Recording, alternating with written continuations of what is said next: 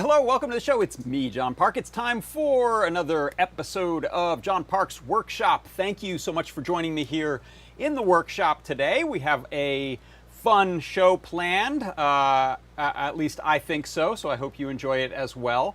And thanks for hopping into our chats. I don't know if you know this. If you're over on Twitch or on Facebook or somewhere, you might not know where all the chat is coming from, and mostly it's coming from YouTube and our Discord right here. So over in YouTube, hello Dave Odessa and Johnny Bergdahl, thanks for stopping by. And then you can see we've got a bunch of people over here in our Discord, Thin Man All and Andy Calloway.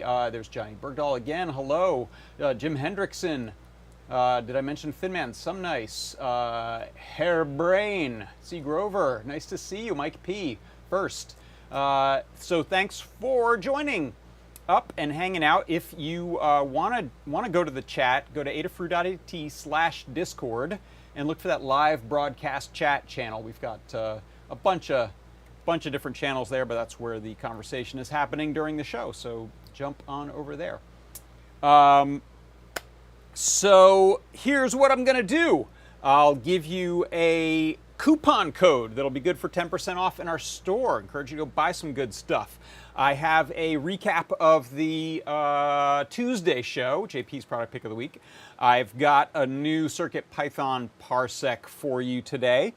And then I'll give you a little update on the Ambient machine project. That one's pretty much wrapped up, but I've got the leg repaired on it and the case a little more put together. And then I'm sort of kicking off a new project, I think. That's this business here. Taylor loves LEDs. I'll talk about that and show you what I'm doing. If nothing else, it's kind of a cool gear report and share a little show and tell type of thing, but I may make a project out of it. We'll see. So first off, I said there's going to be a coupon code, and that's it right there. If you want to get 10% off in the store, head to adafruit.com. Look for some products. There's a new products link. There's some featured products. There's all the browsable categories.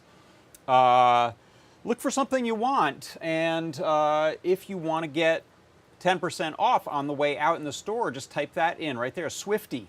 That will get you 10% off. You don't actually have to be a Swifty. I don't know if I consider myself a Swifty. Does everyone know what I'm talking about here? This is Taylor Swift. My daughter is a dyed-in-the-wool Swifty, and she managed to bring me to the concert the other day, the Taylor Swift concert. So we'll talk about that. Yeah, that's what this is about. That's what these LEDs are about. Not John Taylor, bassist for Duran Duran, as Todd Bott posits, but Swifty, that's what the Taylor Swift fans call themselves. Swifty, that'll get you 10% off in the Adafruit shop. It looks like that. Jump on over to the store there, check out products, check out gift ideas. What's new? There's what's new. A bunch of cool stuff. Look at this, Adafruit Metro RP2040. I've got to get one of those. I don't have one of those.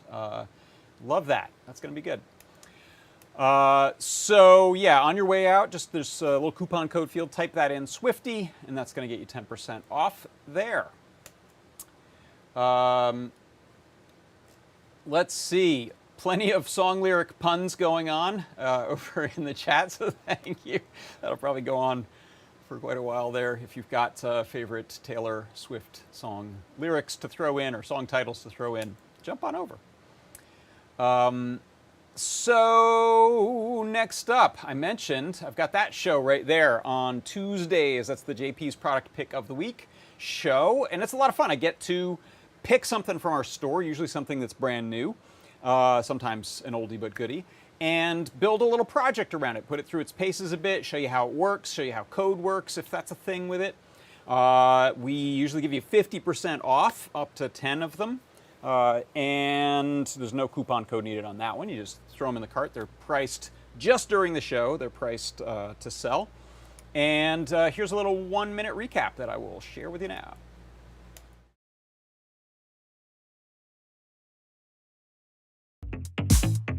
It is the TRRS jack breakout. That's what I was working with before.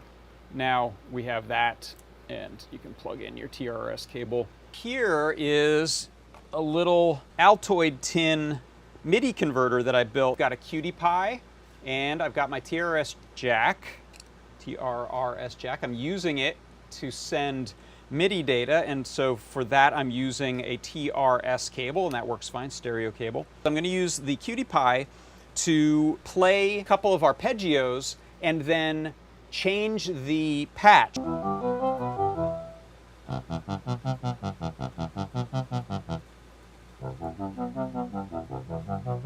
So this is just serial UART data. That is my product pick of the week this week. It is the TRRS jack breakout.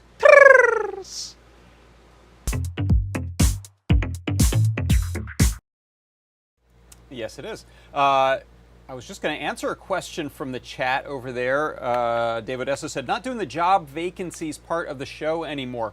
Yeah, that's right. We are reworking the job board, so I don't think we have new listings in there currently. When that gets finished up, I will start doing the Help Wanted segment of the show again. Thank you for the question. All right, let's see. Next up, how about a little CircuitPython Parsec? CircuitPython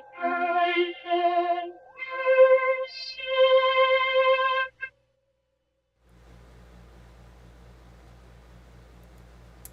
All right, let me... Uh-oh, have I broken things? Yeah, that's not what I'm showing. Hold on one second there. Let me add... Oh, I see what I did. Hold on one second. We'll add a screen capture. Screen capture. No. Oh, I broke the Sublime Text one. Okay. Let's add a fresh one.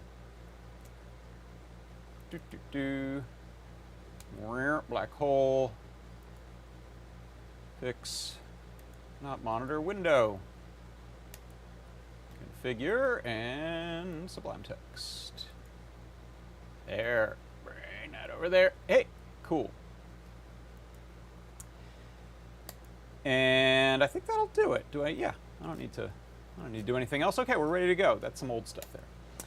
For the CircuitPython Parsec today, I wanted to show you how to use the Circuit Playground Library buttons function. So Circuit Playground Library gives us these high-level, easy-to-use commands that work on the Circuit Playground Bluefruit and the Circuit Playground Express. And it is a high-level set of commands that work inside of CircuitPython, but specific to this board. So you can see in this example what I'm going to do is use one of these two buttons. So we have a couple buttons on the front of the Circuit Playground Bluefruit and Express. And if I want to use those in the Circuit Playground library, I can use this from Adafruit Circuit Playground, import CP. That brings in the library that gives us all the commands for all the stuff on the board. Then my main loop, there's no other setup. My main loop is if cp.button A, meaning that's true, it's been pressed, then cp.redLED is true. And that's what's turning on that little red LED at the top of the board. When that button is false or not pressed, then it sets the LED to false. Now you can even do this in a slightly shorter way. It's a single line right there. cp.redLED equals cp.button A. So if I save that code right there, you can see this is essentially 3 lines. Let me get rid of all the, there you go. These 3 lines are all we need to do to light up an LED based on a button press right there. Now, if you look at what an example of this would be using normal CircuitPython, you can see here we have quite a bit more code to do. We're importing time, board, digital I/O, LED is being set as an output, button is being set as an input. Oh no! Okay, I'm gonna have to restart that, aren't I? I never pushed the code over. Okay, thank you for the notice. All right, we'll try that again. Thanks, C. Grover. Thanks, Tyeth. Thanks, Andy Calloway. Mike P, everyone who noticed that I had the wrong stuff up. When I add a new screen to the broadcast software, it shows up in my preview monitor, but it doesn't get pushed to the actual stream. So now I've pushed it. Okay, so here we go. Ready? Take 2. For the CircuitPython Parsec today, I wanted to show you how you can use the Circuit Playground library to make it really easy to use buttons. And those are the buttons on the Circuit Playground Bluefruit and the Circuit Playground Express. Inside of CircuitPython, we have the Circuit Playground library that makes it really easy to use the features there with simple commands.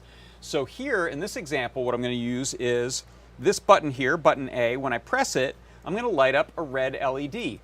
The way this works is I have from the Adafruit Circuit Playground library import CP. That brings in all the commands to use the stuff that's built onto this board. Then in the main loop of the program, it's really simple. I say if the button is pressed, or cp.button_A is true, is what's implied there, then cp.redLED is true. Otherwise, when it's false, when the button's not pressed, then the LED is false or not lit.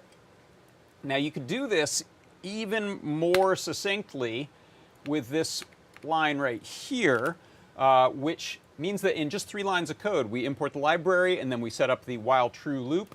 I am saying the CP red LED is equal to the value of cp.button_A. So if I save that, give it a moment to restart, loads in that whole library, which is not small. Now it's ready. When I press the button here, we get the red LED. Now you can see here, this is an example of what it would look like in straight CircuitPython. So it's a whole lot more code to do basically the same thing. Now I'm going to show you a second example here where I will go ahead and comment all that stuff, and I'll save this while I'm explaining what's going on here. Same thing, I'm going to import the Circuit Playground I'm going to import the Circuit Playground library, CP. Then I'm going to set the cp.pixels, that's all the neopixels on the board, brightness level, fill them to black, turn them off. Then my main loop, same sort of thing, except this time I'm using cp_button_A and cp_button_B. So when A button is pressed, I'm lighting up some of these LEDs on the left here in yellow. And then when I press the B button, I'm lighting up some of these LEDs on the right in blue. I can also set up something to pay attention to if I'm pressing them both at the same time. So if A and B, then we'll fill everything with this sort of pink color. But we can go back to individual presses. And so that is how you can use the buttons on a Circuit Playground, Bluefruit, or Express in the Circuit Playground library in CircuitPython.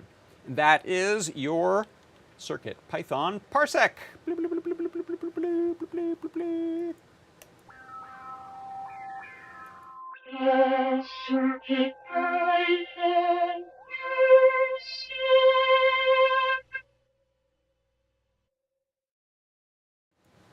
Thank you again so much to the astute viewers who noticed that what I was talking about was absolutely not what was on screen there. Must have been a bit of confusion there for a moment. So thank you for that, for keeping me out of trouble.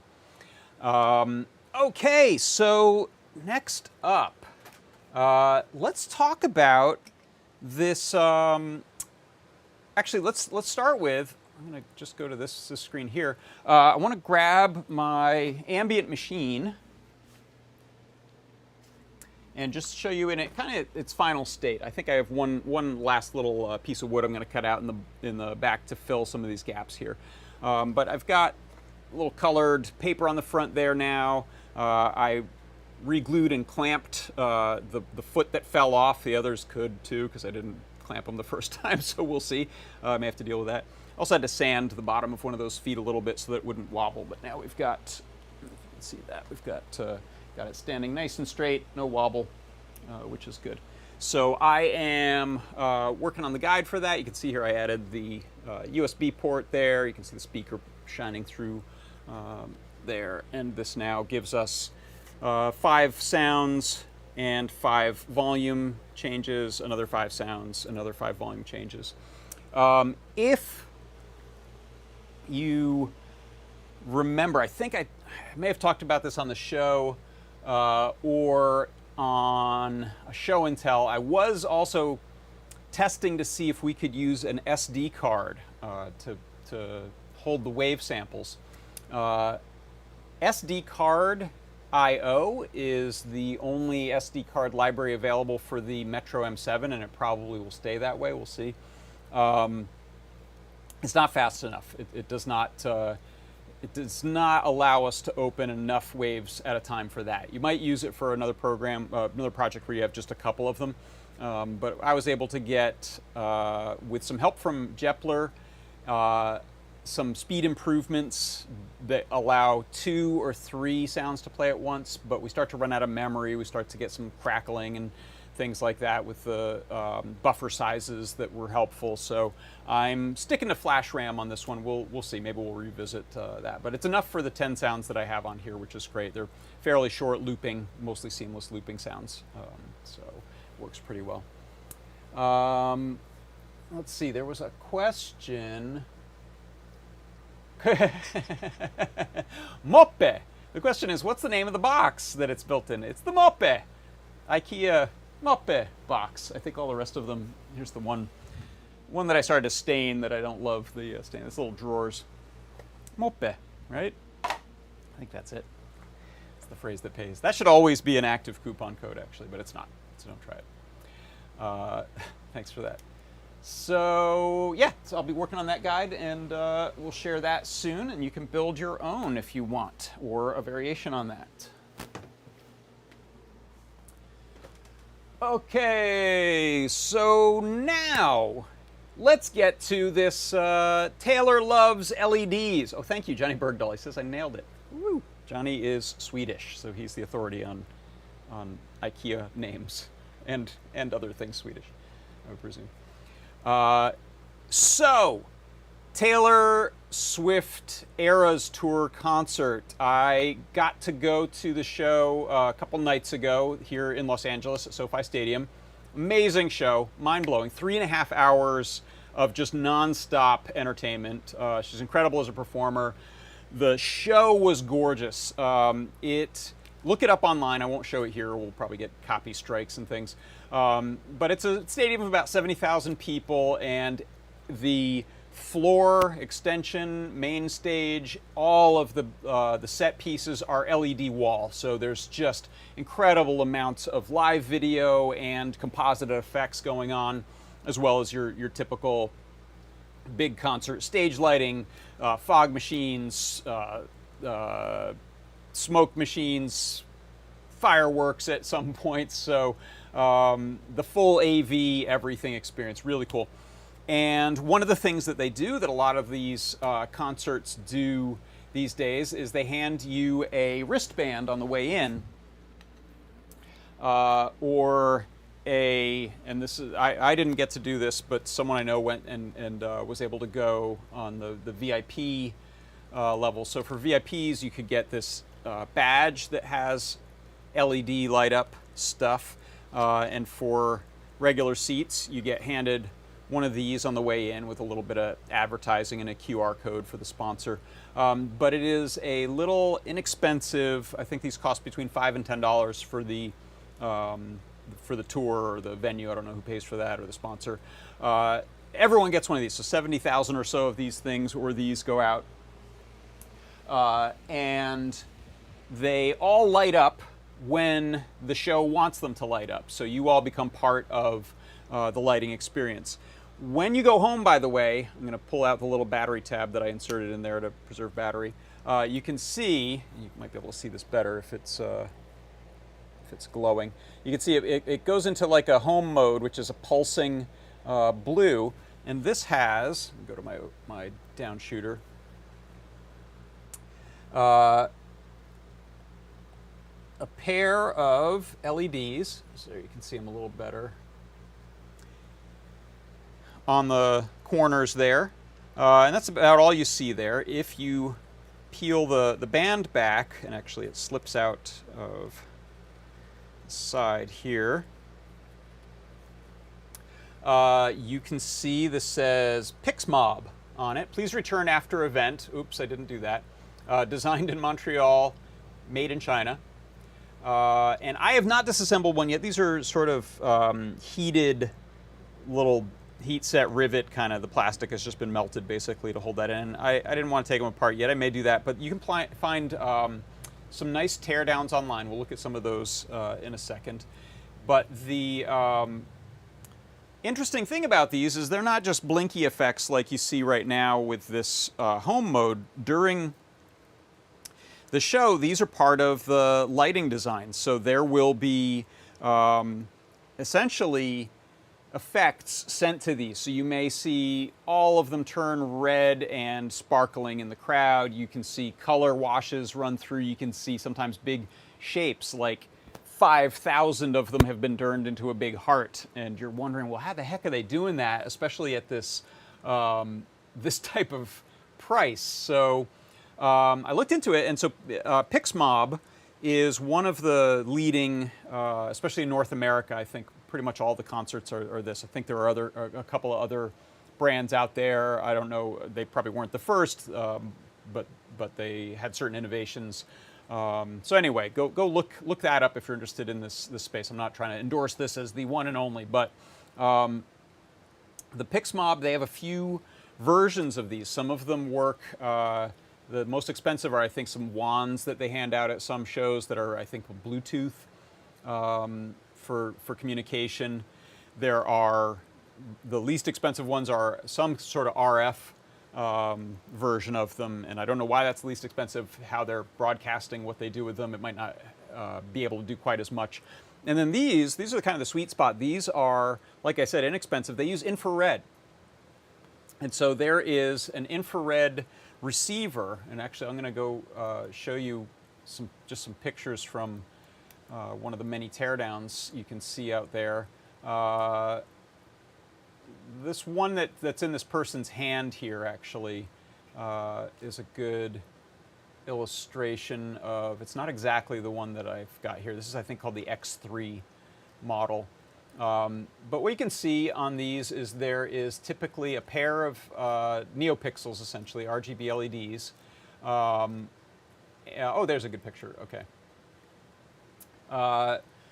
This one you can see here from this Hackaday article. This is one of the wristbands that looks a little bulkier.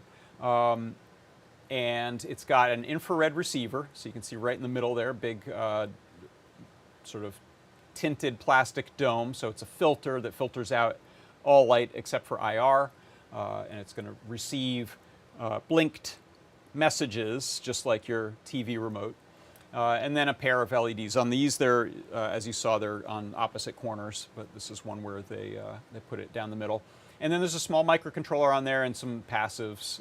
There's a coin cell battery on the back, and that's about it. So what these do is receive infrared messages that tell them what pattern to go to, or what essentially how to blink, what color. Are they fading? Are they still? Are they going to randomly choose to accept the command or not, so that they can, from the lighting towers or the sound towers where the speakers are, they have pan tilt head spotlights that are just sending IR signals. So it's a big LED array of infrared transmitters, 940 nanometer. Is that I think that's the units for it, the 940 nanometer wavelength IR LEDs, and they can send a command out to anything that sees it. So they can point this in a tight spot, and you will just see, you know, a few hundred people's wristbands lighting up, or they can make it a wider wash. They can even put gobos on it. So the heart, they will put a shaped gobo, like a cookie cutter, in front of the spotlight, and they're able to send just a heart-shaped pattern, essentially. So they're just saying, turn pink. Everyone who sees me, turn pink. But they can change that shape of which of the wristbands can see, which is pretty great. They, based on this, apparently send, at the end of the night, as the concert finishes, they send a wash of LED messages, IR messages, out to all of them that say, you're going home now. It's called the go home mode, which just means blink and fade for a couple of days until the batteries die, or if you short the short the battery out of there, not short it, but disconnect the battery by wiggling a piece of plastic in there. You can do that intermittently, probably for a long, long time. So these are essentially just going to blink and die. It's partly why they want you to just give them back, because they can recycle them. They don't want a bunch of waste, which is smart. But the nice thing is some very clever, hardworking people out there have reversed engineered a lot of the messages that are used here. So by going to concerts, I think Coldplay is a band that's done a lot of really advanced stuff with PixMob bands. People have gone to their concerts and made their own infrared receiver recorders, so they can just get a big data dump of the messages, and then did the hard work of figuring out the protocol, packaging up some nice scripts. There's a Flipper Zero, a little Flipper Zero device, I think, was used to record these, and now there are also Flipper Zero controllers to send these messages back out to your wristbands that you've brought home. So this is really fascinating. This is a Daniel Weidman, W-E-I-D-M-A-N. I'm just going to put this in the Discord chat for anyone who's interested. This is the real hardcore work that's been done here. So from this, you can, I didn't try these, this code, which is some Python scripts on your computer and an Arduino, so you're sending serial commands to the Arduino, which is just doing the LED blinking. But someone else took these IR codes they made for the Flipper Zero version. So on Flipper Zero, there's a little infrared send program, and they have this little text file. They call it a .ir file, which gives you the commands. So if you look here, these are some of the commands, such as, I just want to turn the LEDs red on a wristband, any wristband that can be seen. So frequency 38 hertz, duty cycle 0.33, and then the data. So that's essentially the high-low data, square wave looking pulse wave that's the blink pattern, kind of like a Morse code blink pattern. We've seen this before with TV remotes, types of stuff. It's actually a little simpler.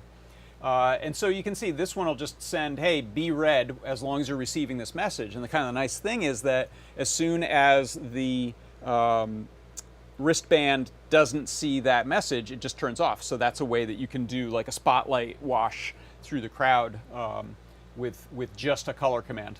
These are actually red, fade 1, 2, 3, 4, 5, 6. These are 6 different fade patterns, essentially speeds of fades. So again, all the wristbands that see red fade 1 are going to do kind of a fast pulse of red. And then if you shoot them with red fade 6, it's a slower pulse of red. And if you stop pointing at them, I think they finish a cycle and then they turn off. Andy Calloway says, I guess you could build your own then, brighter than everyone else's. Yeah, you could get a couple of 3-watt LEDs. That would be fantastic. Oh, I really like that idea. So these commands here are colors and color fades. And then there are also some special ones here, which are rainbow patterns, Maybe we'll try one of those today. So like I was saying, these are some commands which then this person, DRNEOX, Dr. Knox, I don't know, Dr. Neox, I'll put that link in the chat as well. They wrote, made a little circuit that does some beat detection of music, sound detection, and just sends out random color commands using those codes that were figured out on the main repo there. So I took that and just kind of pulled out, this is an Arduino, I pulled out just the code that we need to send some colors or some fades.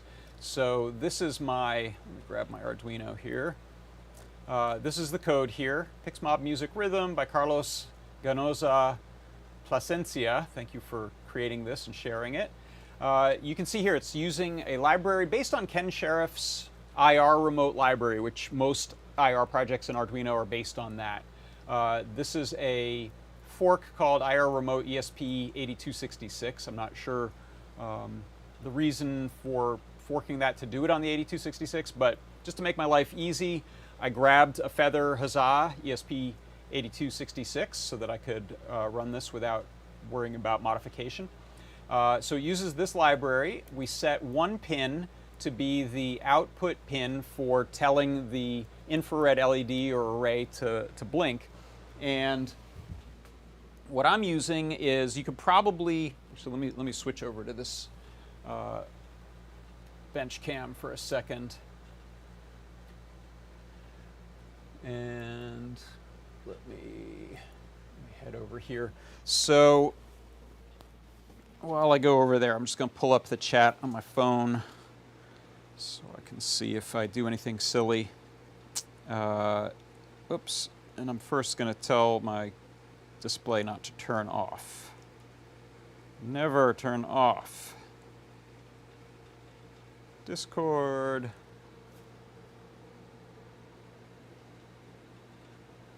All right, here we are. So what I'm using is this lovely little stemma, 3-pin stemma, connected breakout board called the 940 nanometer infrared LED emitters. It has a front-facing, let's set this down here, so sort of forward-facing LED and up-facing LED, which means you just get some better coverage, or if you needed to put this in an enclosure, it gives you more options. If you wanted to, I think there's a trace you can cut to turn off one. You can also, if I'm not mistaken, use one of these super bright 5mm IR LEDs that we have. I think that can be used in these 2 pins. I could be making that up. We'll check the product page on that. It just happens to be stuck to a battery from a previous project here. I didn't want to pull that off. But that, you can see I'm just using a Feather quadrupler here because it was a convenient way to do it. But that has my pin 5, which on the ESP8266 Feather Huzzah is that pin right there. It's the same as the serial clock pin, I think. So that pin there is my pin 5, and then I have 3 volt and ground. All that's what's running to the stemma there. And then I put that code that I was showing. Maybe we'll return to that in a second. Let's just take a look at a demo of it. So here's another one of these wristbands here. Zoom out just a little bit. And I will unplug my little battery saver there. And you can see this one's not doing anything. So that the one I showed you a second ago was pulsing because it had the go home code on it. I no longer have that on this one because I've sent it another code. So I think I think the go home code is like fade blue 3 or something like that. So I think that's all they sent. And that will that blink forever? I can't remember. So let's find out. So what I'm going to do is plug in power on my Feather. And so you can see now I've got this fade going. I also have like a second or so of nothing. Now, interesting thing is, fun thing about these is that here's a second one. I happen to put this on a wrist strap so that it was easier while I was developing to just have this on my wrist like a watch band. If I pull the battery on that one, there you go. These will be in sync, perfectly in sync. In fact, we'll try out some code that blinks faster, and you see they'll always be in sync because they're not doing much thinking. They're receiving this IR command real quick, doing what it says, which is pretty cool. So you can imagine if we zoom out a little further, and I'll put one of these up on a stand.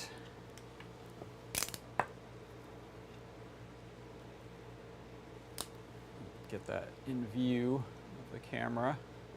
Stay. So you can imagine if I'm going to cover my top LED. And move this one over here. We might get too much IR reflection to do what I want. Yeah, we're getting IR reflections, which is too bad. Let me do it this way instead. I'll just cover. You can see if we cover the infrared port, that one's not going to blink. As soon as that comes into view, it'll blink.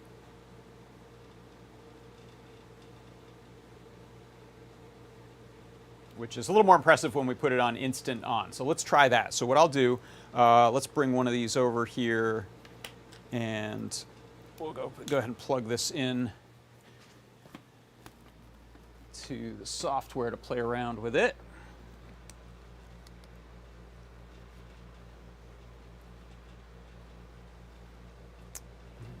And the one thing I will warn is that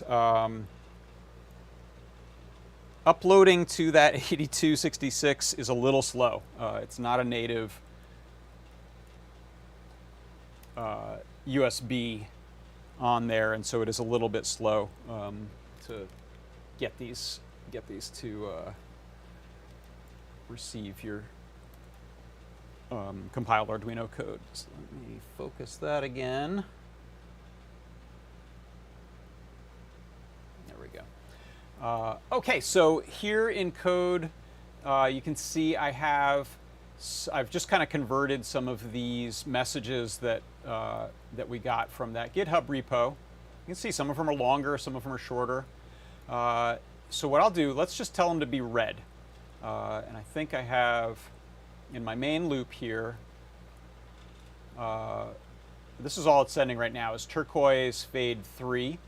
And then it specifies the length of the array, and then the 38,000 hertz frequency that it's using. So if I just say IR send raw, how about pink? Sure. And just so that it's not spamming it at dangerously high levels, I'll set this delay to about 100 milliseconds. With 100 milliseconds, I'm not able to perceive a blink. Maybe the camera will, we'll see. And let me try to upload that code there. Here we go. So you'll notice while the Arduino code gets uploaded to this board here in a second, it will stop sending the IR, right? So we're no longer getting IR commands on the wristband.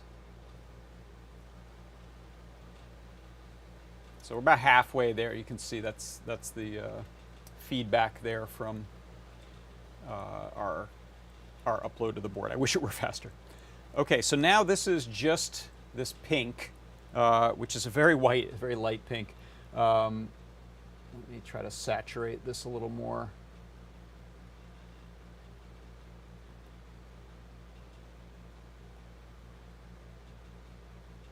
Yeah, it's just very bright. Can I dump the exposure? Oh well, take my word for it. It is pink. You know, did I have the? Yeah, I won't bother. It takes too long. So Here, you'll be able to see, let's see if I can show it on. So I'm going to point, right, so the message is being constantly sent. I wish I didn't have, yeah, that webcam has a filter so we don't get to see the IR, but that's going to be just basically kind of a bluish purple IR constant. But if we sweep across the crowd, you can see it will light those up only when we're pointing at it. Let me move it more quickly just because I'm bouncing. Yeah, so you can see that. That's probably as fast as we can get it to go. So if I grab this other band over here,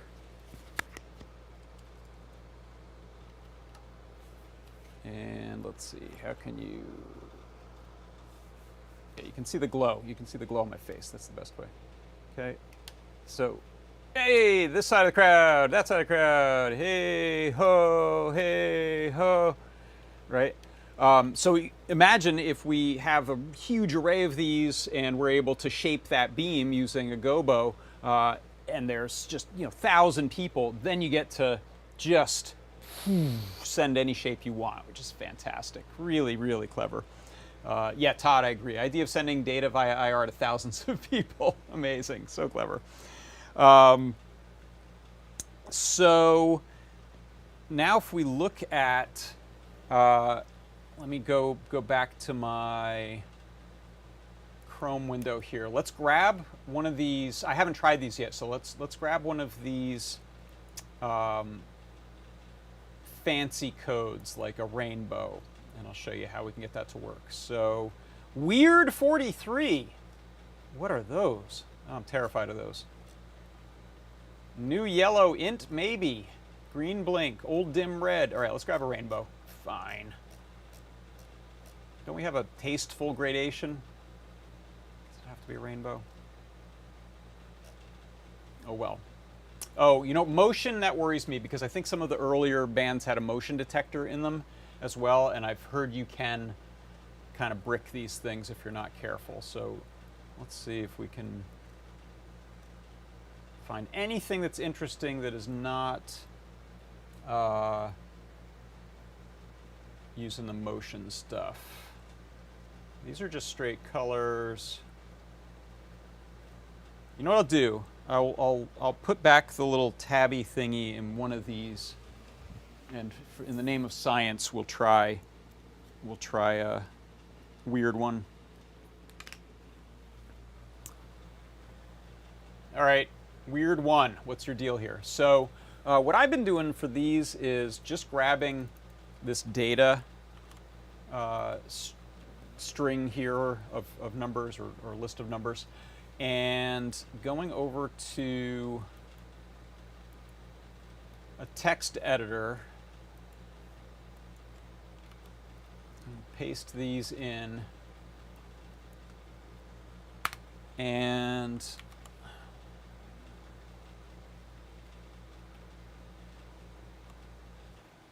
try to do a, okay, so can you see that? Down at the bottom there, what I did is I'm searching for space. And if you have a bunch of these, you can just search in the selection. In this case, it's the only thing here.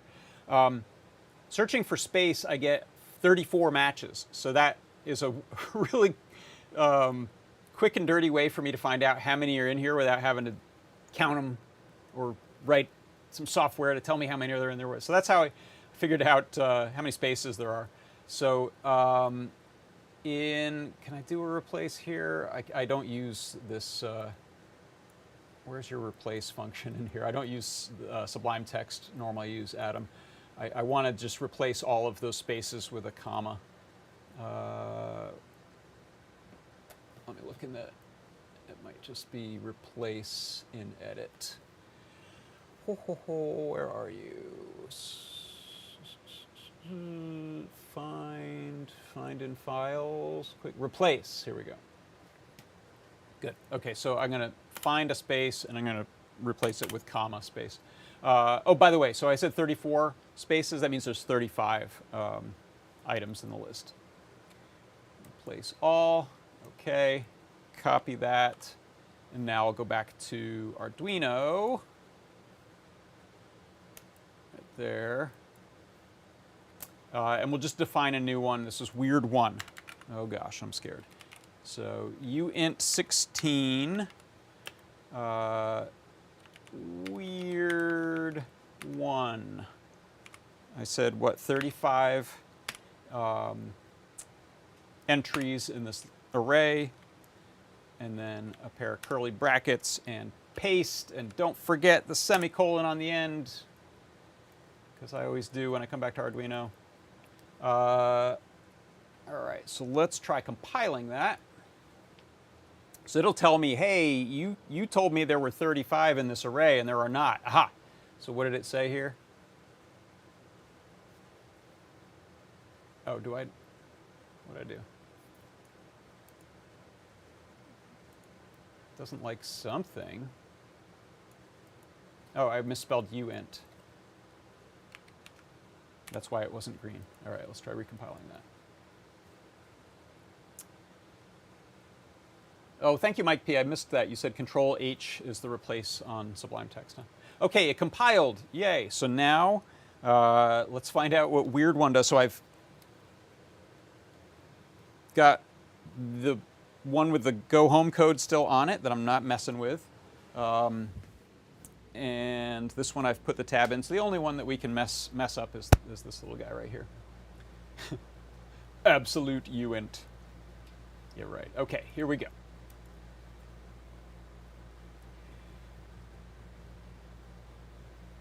Dun, dun, dun. Connecting. Yeah, this uses a Scilab's serial to USB, since there's not native USB on the 8266, and so that's what gives us these slower compiles. I think I'm going to try a Circuit Playground Express. This is a Bluefruit one, but the Circuit Playground Express, right here, has a little infrared. It won't be as powerful as that, but it does have a little infrared transmitter. It also has a receiver on there. So I'm going to see if I can get this running in Arduino on there. That's the M0 chip, 32U4. That would be kind of cool, because we would get some buttons, so we could like pick different effects. My NeoPixels on board would tell me what the color is. That kind of thing would be a lot of fun. Okay. What does it do? Nothing. It turns off if it doesn't see the IR beam. Right? Wow, I really can't block that IR beam well enough. Or is it just doing something? Let me unplug. Was it sent a message? No. Okay, so it doesn't have like a persistent thing like that go home on it. So don't know what weird 1 is. Weird 1 may be for a different wristbands too. That's kind of another possibility there. Oh wait, I didn't tell it to run that. It's just running pink. That's why. Who noticed that? I'm sure someone did. So that's my problem right there. So we will do a new loop here. Sorry about that. IR send raw weird 1. That is 35 messages in the array, bits in the array, 38 hertz. I'll put a little delay.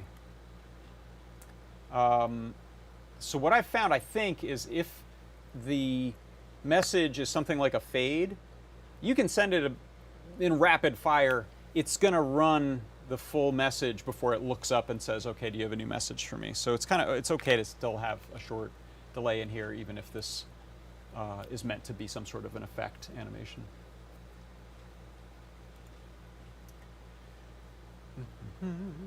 All right. Yes. This time I think I'm telling it to actually do the thing we wanted it to do.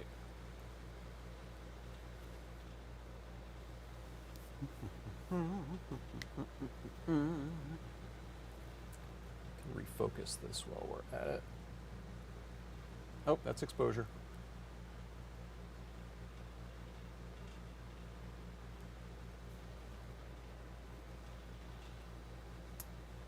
All right. Does that do anything? Maybe not. Okay, weird one. Not performing. Let's see if it bricked it. That could be exciting. Oh, I see people typing in the chat. Let me know if you've noticed a mistake here.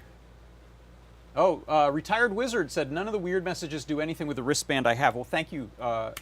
Cool. I'm curious, what are you using the Flipper Zero, or what way are you talking to your wristbands? Yeah, we don't have weird wristbands. Okay. So let's, should we try rainbow? Let's try rainbow. First, we'll see if I bricked it. So let's send, okay, so here's like turquoise fade 4. And I'm going to give it, let's say, a 3-second delay, which means it'll send the thing, it'll run fade for however long it is. If that happens to be less than 3 seconds, then we'll get a little pause where it's off, and then it'll run it again. So let's try turquoise fade 4. Yeah, so Mike P asked the question, Mike P, how does it ensure that the bands are in sync? And Todd answers, this is it. They both receive the same message at the same time. So it's as if you had two Sony TVs in front of you and a Sony remote. If you hit change channel, change channel, change channel, they're both just going to go through it. This is why I say you can't interrupt an animation. It's not, the wristband does not ask for new messages while it's busy playing through an animation, which is really smart. So that means that will always, if there's one that's gotten the message, it'll start, fade, go off, then they'll both get it. So it's super clever. If the signal is sweeping across the crowd, some would start later than others. Yeah, so if, no, I should say, if any two see the same message, they will be in sync. If you sweep across, any that are in view will do the blink, and then when some other ones get the message, these ones will keep going or stop, and these other ones will start. So essentially the send of the message is the key to this, and everything is in sync as a result. But yeah, if you're moving fast enough, if you're moving it, let's say, at half the rate of a fade, if a fade takes 2 seconds and you're moving across, you could get fade, fade, fade, fade, fade, fade, 1 second out of sync with each other as you cross. So here we're getting a really nice slow fade there, and then I have a couple of seconds of delay as well. So if I turn that down, let's send this just a small delay, mostly because I didn't want to like flood serial ports when I'm looking at print statements and things like that, but just to have a little delay in there seems reasonable. I could be wrong on that. I'm paranoid. Sorry, this camera's not picking up how beautifully saturated these colors are. I'll put the wristband in front of it a little bit so it maybe gets some reflected light.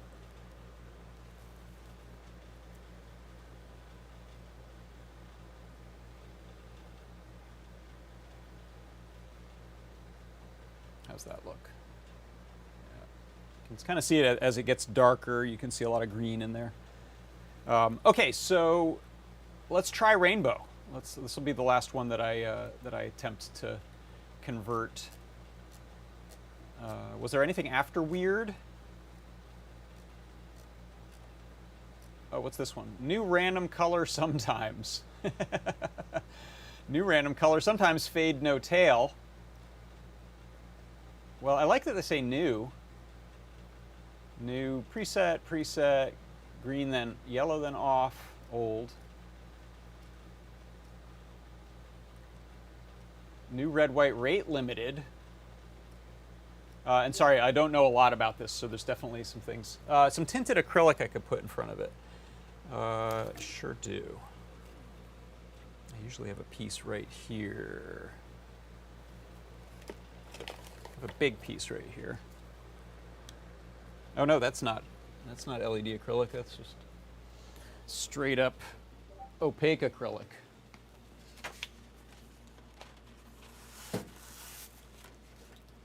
Question is, do I have a non-huge piece?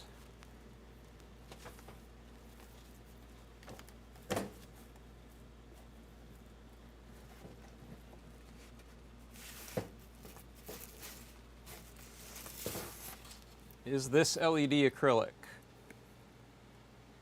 Yeah.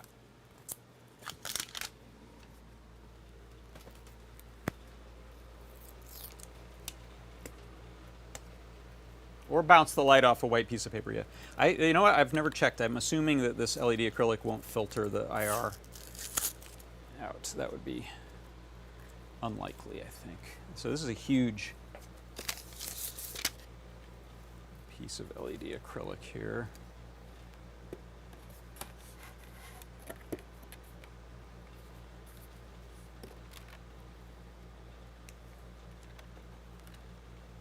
That's better, right? And you can see, yeah, it's happily still getting those messages blasted to it. It looks like a little Jawa or something now under my desk. That's terrifying. New rainbow color, sometimes fade, no tail. New rainbow color, sometimes 8. Why is sometimes? Oh, okay. Sometimes might mean when the message is sent, everyone sees it, but they don't want them all going off. So this is how you can get like kind of a sparkle effect in the audience. I bet that's what those are. Is they allow the device to randomize when it's going to play it or not while it's receiving it. So we'll try new random color, sometimes 4. Yeah? Let's do that. Okay, so back here. Paste that, get rid of this, select all. Let's try Control H. Oh, I'm on a Mac and that just went and hid the application, sorry. Whoa, no, what have I done? What's happening?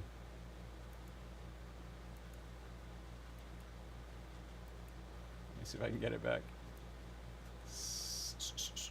Oh, geez. Sublime text, you're gone. Okay, you won't get to watch this part. Sorry, I'm gonna. Oh, there it is. Okay. I did Command. You probably said Control H, didn't you? Nope. I made a new one. All right. I don't know Sublime text, so. All right. So pick all that. All. It is again 34 in this one. Was that the new message? Yeah.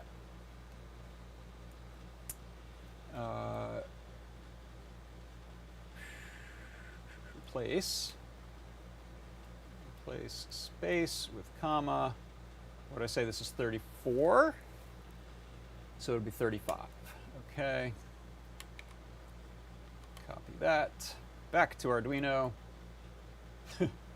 Mac PC moments make me chuckle. Yeah, the system-wide hide thing, I think I've turned that off on my other machine, but not on this one. So suddenly, when an app suddenly disappears, it's terrifying.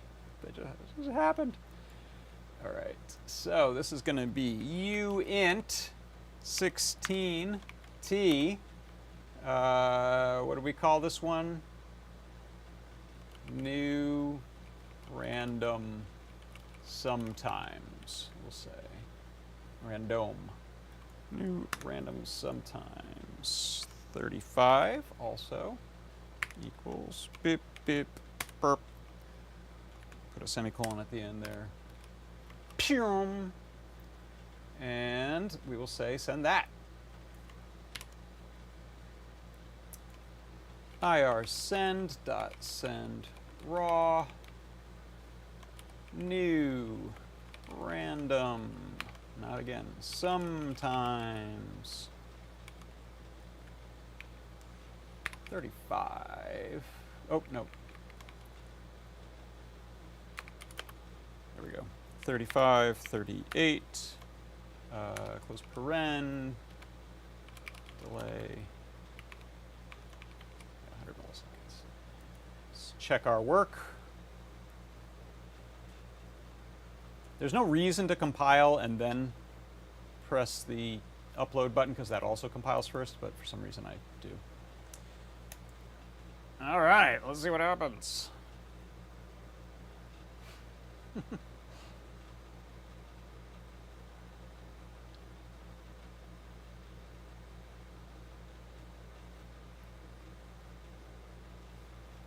Anyone else? Oh, Retired Wizard said Weird 9 gave you some mixed coloring.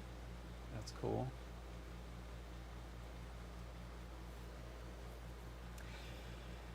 Yeah, as I was walking out of the stadium from the concert, there was a bag of probably 200 of these that people had said yes, recycle. Had I known what I was going to attempt here, I probably would have tried to walk off with the bag of them. I might have gotten stopped by security though. Okay, so that is doing nothing. But what I'll do is let it cook for a minute, because if that's what I think it is, there's meant to be some randomness where sometimes these decide not to go. Nope, I don't think so. Either I've screwed something up or that code is not recognized here, or there's something else. Could be something else. But I think that's it. Other than running, here was actually kind of a nice way to do this is just to run through some solid colors. Oh, it doesn't want to. There we go. This will. Yeah, I'm going to use this IR delay variable I made, so we can try different speeds. So this will do yellow, green, pink, blue a second time. I don't want blue a second time.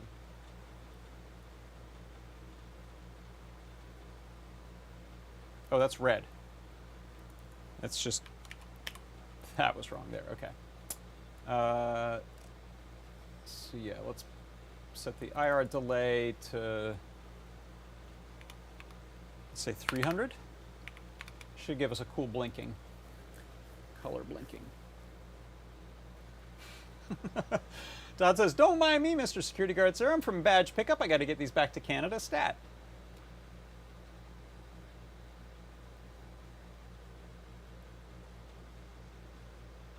All right, let's grab one of these other ones. For some reason, I'm nervous about doing anything to this VIP one because I think my daughter wants to save that. I'm also curious why it's so much bigger. Did they put a big battery in there? It looks AA or AAA battery size. So I wonder if these are meant to last for like a festival for like 3 or 4 days without turning them off. I needed a delay on line 76. Thank you. Thank you, Johnny Bergdahl, for noticing that. And here, let's get these flush. Send that back up. Put this one on here. This one I saved the real, that's the real little pull tag for the battery there. I put that in my pocket and managed to not just run it through the laundry, but remember. So that's the little pull tag which they instruct you to yank out when the concert starts. All right, so there we go.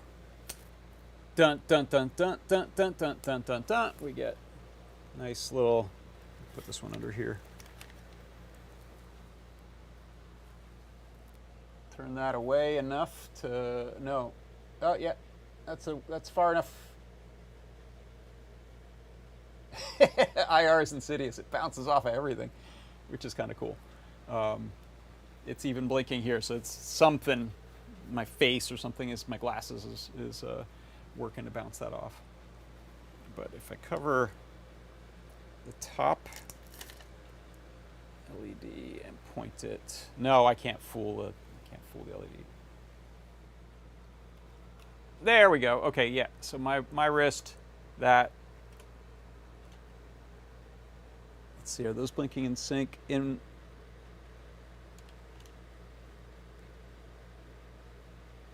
looked like they were out of sync there for a moment, right? And that could be the two cameras.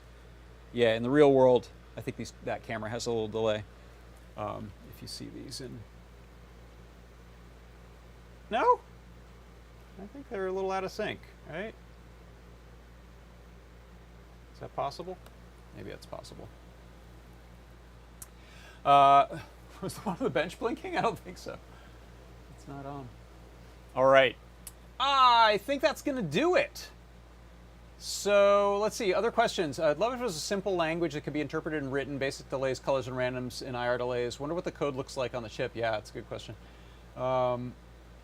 So one of my hopes is to see if I can get this working in CircuitPython. I have, I did a project that was an IR blaster TV Be Gone. Lamore wrote code for both Arduino and then for CircuitPython. It's actually really instructive. If you look at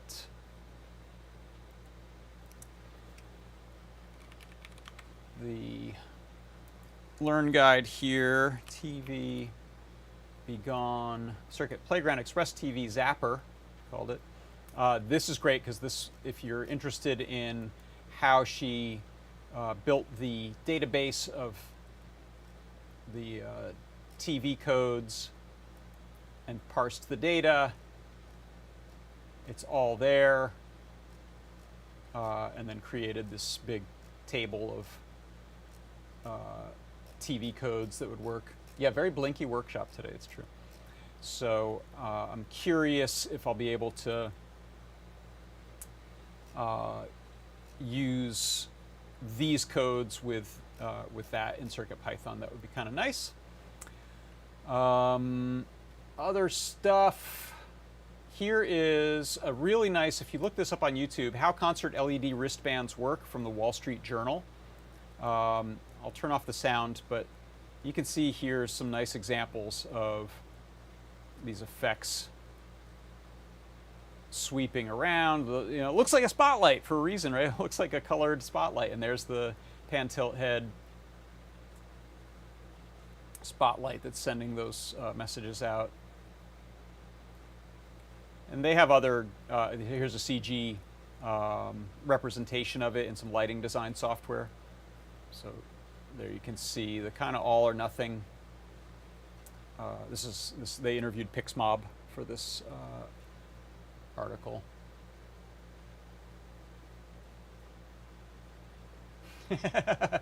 The last concert of this tour was yesterday, at least in LA. I think they've announced some Toronto. I think Toronto's going to be where they're playing, maybe the only place they're playing in Canada, and then some overseas in Miami, I think.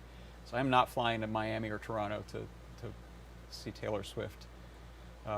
Anyway, that's a pretty cool article there about that. This is the Pixmob website if you want to go check them out. They also have some cool demos and talk about their different technologies. I think that'll do it. Yeah. So what else can I say? If you want to go get some parts to do this sort of thing, you can head over to LED. Oh, let me go to our shop. You can head over to LED emitter, high power infrared LED emitter stemma JSTP H2mm. That's the board I'm using. You can also just buy LEDs, and you might want a transistor to power that so that it gets the full juice needed. But you can grab that and a Huzzah and just run this code. You'll need one of these. I'm guessing people probably sell these online cheap after concerts and festivals and stuff too. Who knows? Or go to a concert and keep yours. But either way, if you want to get some of that gear and take 10% off of it on the way out, then use that code, Swifty. You don't even have to be a Swifty, but I encourage it. That'll get you 10% off in the store. So type in Swifty on the way out. And I think that's going to do it. Tyeth asked, does the badge, does the lanyard do similar? What I'm going to do is I'm going to unplug my emitter so that I can show you what the VIP badge is doing. So VIP badge went home with a rainbow, right? So VIPs feel special. The regular wristband went home like that, pulse blue or turquoise. VIP badge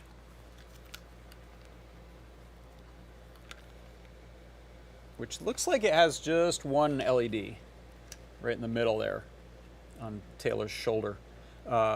It does a little color loop, which is kind of neat, but you've also paid 10 times as much for your ticket, so you deserve a color or two extra. Right? So I have not sent codes to this yet because I may get in trouble with family members of mine for doing so. We'll see. Maybe I'll try to score one of these, not from this show maybe. It's probably expensive on eBay at this point, like most Taylor Swift stuff is.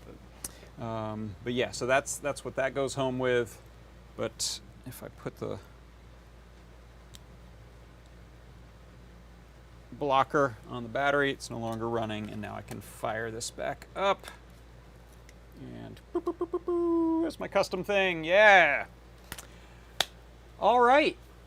Thanks everyone for playing. It was a lot of fun. I appreciate you coming by. And thank you, Bo Clark. Said nice work. Thank you. Yeah, not really. I'm just channeling all this great work that was done and shared. I put links in the Discord there if you're interested in checking those out.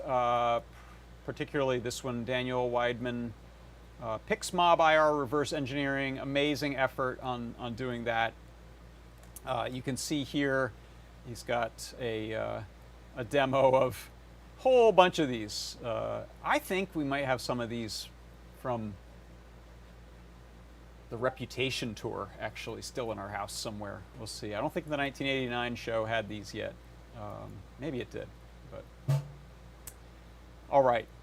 Thanks everyone. For Adafruit Industries, I'm John Park. This has been John Park's Workshop. You can tune in tomorrow for a deep dive with Scott. Saturday, check out Foamy Guy's channel. I believe he's doing a live stream.